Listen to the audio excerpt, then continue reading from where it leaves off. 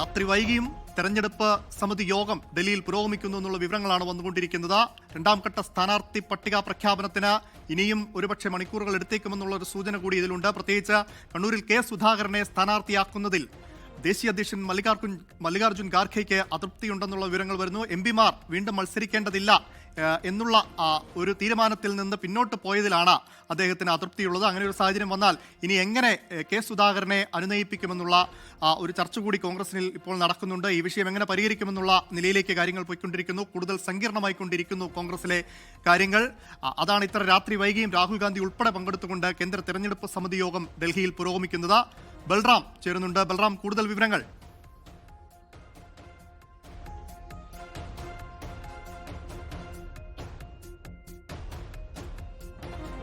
K Sudhakaran, Adoor Prakash എന്നിവരുടെ കാര്യത്തിലായിരുന്നു എംപിമാരെന്ന നിലയിൽ അവർ വീണ്ടും നിയമസഭാ തെരഞ്ഞെടുപ്പിൽ മത്സരിക്കുന്നതിൽ ഒരു ആശങ്കയുണ്ടായിരുന്നു. ബൽറാം, വിവരങ്ങൾ.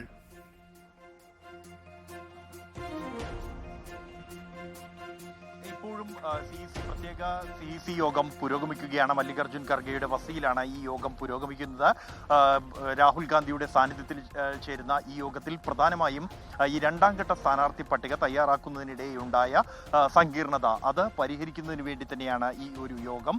അതായത് എന്തുകൊണ്ട് MP-മാർക്ക് മത്സരിക്കാൻ അവസരം നൽകണം എന്നതുമായി ബന്ധപ്പെട്ട പാർട്ടി അധ്യക്ഷൻ അദ്ദേഹം അതൃപ്തി രേഖപ്പെടുത്തിയിട്ടുണ്ട്. ആ കാര്യം പരിഹരിക്കുന്നതിന് വേണ്ടിയാണ് ഇപ്പോഴത്തെ ഈ യോഗം ചേരുന്നത്. ഈ യോഗത്തിൽ പ്രധാനമായും ഇന്ന് ചേർന്ന 2 കേന്ദ്ര തിരഞ്ഞെടുപ്പ് സമിതി യോഗങ്ങളിൽ ഈ വിഷയം ചർച്ചയ്ക്ക് വന്നിരുന്നു. തുടർന്നാണ് MP-മാർക്ക് മത്സരിക്കാൻ അവസരം നൽകാം എന്ന ഒരു ധാരണയിലേക്ക് എത്തിയതും കോന്നിയിൽ അടൂർ പ്രകാശിനെയും കണ്ണൂർ മണ്ഡലത്തിൽ കെ സുധാകരനെയും മത്സരിക്കാം എന്ന തീരുമാനത്തിലേക്ക് എത്തുകയും ചെയ്യുന്നത്. രണ്ടാമത് ചേർന്ന CEC യോഗത്തിൽ മല്ലികാർജുൻ ഖാർഗെയുടെ സാന്നിധ്യം ഉണ്ടായിരുന്നില്ല. തുടർന്നാണ് ഇത്തരം ഒരു തീരുമാനം എടുത്തതായി അദ്ദേഹത്തെ അറിയിച്ചത്. ഈ ഒരു ഘട്ടത്തിലാണ് അദ്ദേഹം കടുത്ത അതൃപ്തി ഈ വിഷയത്തിൽ പ്രകടിപ്പിച്ചത്. കാരണം നേരത്തെ തന്നെ ഈ പാർട്ടി AICC അംഗീകരിച്ച ഒരു പൊതു തത്വമാണ് ഈ തിരഞ്ഞെടുപ്പിൽ, നിയമസഭാ തിരഞ്ഞെടുപ്പിൽ സിറ്റിംഗ് MP-മാർ മത്സരിക്കേണ്ടതില്ല എന്ന് മല്ലികാർജുൻ ഖാർഗെ തന്നെ ഇക്കാര്യം വ്യക്തമാക്കുകയും ചെയ്തിരുന്നു. കൂടാതെ MP-മാരെ KPCC അധ്യക്ഷൻ കഴിഞ്ഞ ദിവസം അറിയിക്കുകയും ചെയ്തിരുന്നു. അതിനുശേഷം എന്തുകൊണ്ട് ആ തീരുമാനത്തിൽ മാറ്റം വരുത്തണം എന്നുള്ളതായിരുന്നു അദ്ദേഹം ഉന്നയിച്ച ചോദ്യം. ഈ ഒരു കാര്യം അതിൽ ഇത്തരത്തിൽ കടുത്ത അതൃപ്തി തന്നെ AICC അധ്യക്ഷൻ പ്രകടിപ്പിച്ച പശ്ചാത്തലത്തിൽ അദ്ദേഹത്തെ ഈ സാഹചര്യങ്ങൾ ബോധ്യപ്പെടുത്തുക എന്നുള്ളതാണ് മറ്റ് CEC അംഗങ്ങളുടെ, പ്രത്യേകിച്ച് കേരളത്തിൽ നിന്നുള്ള നേതാക്കളുടെ മുന്നിൽ വലിയ വെല്ലുവിളിയായി മാറിയിരിക്കുന്നത്. അതിനുവേണ്ടി ചേരുന്ന യോഗമാണ് ഇപ്പോൾ പുരോഗമിച്ചുകൊണ്ടിരിക്കുന്നതും. പ്രധാനമായും ഈ കഴിഞ്ഞ ദിവസങ്ങളിലെല്ലാം തന്നെ ഏറ്റവും വലിയ പ്രതിസന്ധി നേതൃത്വത്തിന് സൃഷ്ടിച്ചതും ഈ ഒരു തർക്കം തന്നെയായിരുന്നു. കാരണം കേരളത്തിലെ മുതിർന്ന 2 നേതാക്കൾ, വടക്കൻ കേരളത്തിലെയും തെക്കൻ കേരളത്തിലെയും നേതാക്കൾ ഇത്തരത്തിൽ മത്സരിക്കാൻ താല്പര്യം അറിയിച്ചുകൊണ്ട് രംഗത്തെത്തിയിരിക്കുന്നു. ഈ ഒരു സാഹചര്യത്തിൽ ഇരുവരെയും ഒഴിവാക്കിക്കൊണ്ട് തിരഞ്ഞെടുപ്പിനെ നേരിടുകയാണെങ്കിൽ അത് വലിയ വെല്ലുവിളി പാർട്ടിക്ക് തിരഞ്ഞെടുപ്പിൽ ഉണ്ടാക്കും, വലിയ പ്രതിസന്ധി ഉണ്ടാക്കുന്ന സാഹചര്യം ഉണ്ടാകും. കെ സുധാകരനെ സംബന്ധിച്ചിടത്തോളം അദ്ദേഹം കണ്ണൂരിലെ നേതാവാണെങ്കിൽ പോലും സംസ്ഥാനത്ത് ഉടനീളം വലിയ തോതിൽ അനുയായികളുടെ പിന്തുണയുള്ള ഒരു നേതാവാണ്. അദ്ദേഹത്തിന് സീറ്റ് നിഷേധിക്കപ്പെടും എന്ന ഒരു സാഹചര്യം ഒരുങ്ങിയപ്പോൾ അദ്ദേഹത്തിന് വേണ്ടി പോസ്റ്ററുകൾ എല്ലാ ജില്ലകളിലും ഉണ്ടായിരുന്നു. ഒപ്പം തന്നെ സമൂഹ മാധ്യമങ്ങളിലും അദ്ദേഹത്തിന്റെ അനുയായികൾ കടുത്ത പ്രതികരണങ്ങളുമായി രംഗത്തെത്തിയിരുന്നു. കെ സുധാകരൻ ഇന്ന് മാധ്യമങ്ങളെ കാണാൻ തീരുമാനിക്കുകയും ചെയ്തിരുന്നു. കൂടാതെ ഈ 2 നേതാക്കളും മത്സരിക്കാനുള്ള തയ്യാറെടുപ്പുകളും നടത്തി എന്നുള്ളതും ഹൈക്കമാൻഡ് അല്ലെങ്കിൽ ഈ നേതാക്കൾ ശ്രദ്ധിച്ചിരുന്നു. ഈ ഒരു പശ്ചാത്തലത്തിലാണ് ഈ നേതാക്കളുടെ കാര്യത്തിൽ വിട്ടുവീഴ്ചയാകാം, ഇളവ് നൽകാം എന്ന ഒരു ധാരണയിലേക്ക് കാര്യങ്ങൾ എത്തിയത്. എന്നാൽ അത് വീണ്ടും കൂടുതൽ സങ്കീർണമായ ഒരു സാഹചര്യത്തിലേക്ക് നീങ്ങി എന്നുള്ളതാണ് ഇപ്പോൾ ഇത്തരത്തിൽ ഒരു അർദ്ധരാത്രിയിൽ ഇത്തരത്തിൽ AICC അധ്യക്ഷന്റെ വസതിയിൽ ഒരു CEC യോഗം വീണ്ടും ചേരാൻ ഇടയാക്കിയിരിക്കുന്നത്. മുഴുവൻ CEC അംഗങ്ങളും പങ്കെടുക്കുന്നതാണ് ഈ ഒരു യോഗം.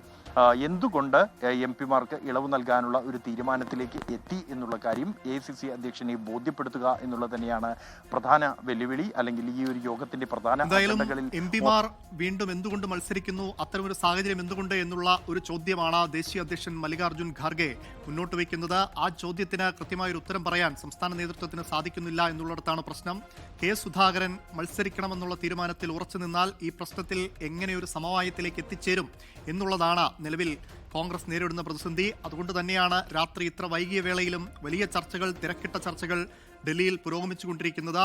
രാഹുൽ ഗാന്ധി ഉൾപ്പെടെയുള്ള നേതാക്കൾ പങ്കെടുത്തുകൊണ്ടാണ് ഈ ചർച്ചകൾ നടക്കുന്നത്. രണ്ടാം ഘട്ട സ്ഥാനാർത്ഥി പട്ടികയ്ക്ക് വേണ്ടി കോൺഗ്രസിന്റെ അണികൾ പ്രവർത്തകർ കാത്തിരിക്കുമ്പോഴാണ് ഇങ്ങനെയൊരു പുതിയ പ്രതിസന്ധി കൂടി ഉടലെടുത്തിരിക്കുന്നത്. ഇന്ന് ഉച്ചയോടുകൂടി ഏതാണ്ട് എ സുധാകരനെ കൂടി ഉൾപ്പെടുത്തി, അദ്ദേഹത്തെയും സ്ഥാനാർത്ഥി പട്ടികയിൽ ഉൾപ്പെടുത്തി, അദ്ദേഹത്തിന്റെ സമ്മർദ്ദങ്ങൾക്ക് വഴങ്ങി ഈ പ്രശ്നം പരിഹരിച്ച് എത്രയും പെട്ടെന്ന് സ്ഥാനാർത്ഥി പട്ടിക പുറത്തുവിടാനായിരുന്നു കോൺഗ്രസിന്റെ ആലോചന. പക്ഷേ ആ തീരുമാനത്തിനാണ് ഇപ്പോൾ മറ്റൊരു പ്രതിസന്ധി ഉണ്ടായിരിക്കുന്നത്. ബൽറാം, തുടരുക.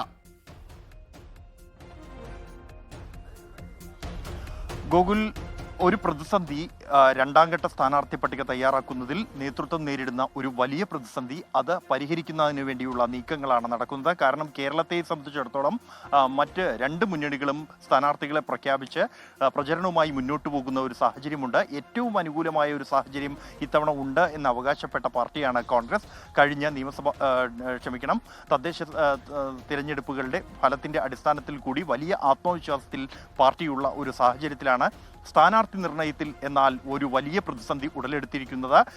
ഈ ഒരു ഘട്ടത്തിൽ പാർട്ടിയെ സംബന്ധിച്ചിടത്തോളം ഏറ്റവും ആദ്യഘട്ടത്തിൽ പ്രതിസന്ധിയായത് എംപിമാർ മത്സരിക്കാൻ താല്പര്യം അറിയിച്ച് രംഗത്തെത്തി നിരവധി സിറ്റിംഗ് എംപിമാർ എന്നുള്ളതായിരുന്നു. 12ഓളം എംപിമാരാണ് മത്സരിക്കാൻ താല്പര്യം അറിയിച്ച് ഈ ഒരു ഘട്ടത്തിൽ രംഗത്തെത്തിയത്. എന്നാൽ ഇതിൽ പ്രധാനമായും കെ സുധാകരൻ കണ്ണൂരിൽ താൻ മത്സരിക്കും എന്നുള്ളത് പ്രഖ്യാപിക്കുകയായിരുന്നു. അദ്ദേഹം ഇത് പ്രഖ്യാപിച്ചത് നേതൃത്വത്തെ വലിയ തോതിൽ തന്നെ പ്രതിസന്ധിയിൽ ആക്കിയിരുന്നു. സ്ഥാനാർത്ഥി പട്ടിക പോലും വരുന്നതിന് മുമ്പായിരുന്നു കെ സുധാകരൻ താൻ മത്സരിക്കും എന്ന കാര്യം പ്രഖ്യാപിച്ചിരുന്നത്.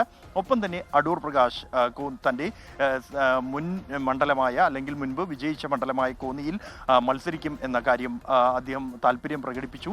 മറ്റ് ചില എംപിമാർ കൂടി സമാനമായ ആവശ്യവുമായി രംഗത്തെത്തിയതോടുകൂടിയാണ് എംപിമാർ ആരും തന്നെ ഈ ഒരു തെരഞ്ഞെടുപ്പിൽ മത്സരിക്കേണ്ടതില്ല എന്ന ഒരു തത്വത്തിലേക്ക് എത്തിയത്. അക്കാര്യം KPCC അധ്യക്ഷൻ എംപിമാരെ അറിയിക്കുകയും ചെയ്തിരുന്നു.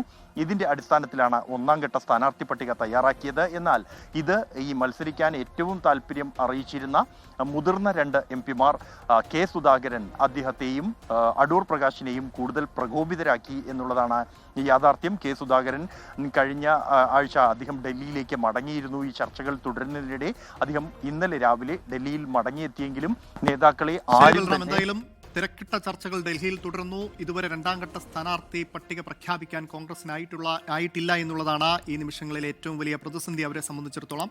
ലോകത്തെവിടെയായാലും ഏത് സമയത്തും 24 വാർത്തകളും ഓഗ്മെന്റഡ് റിയാലിറ്റി പാക്കേജുകളും എക്സ്പ്ലെയിനറുകളും വിശദമായി കാണാൻ ഞങ്ങളുടെ യൂട്യൂബ് ചാനൽ നിങ്ങൾക്ക് സബ്സ്ക്രൈബ് ചെയ്യാം.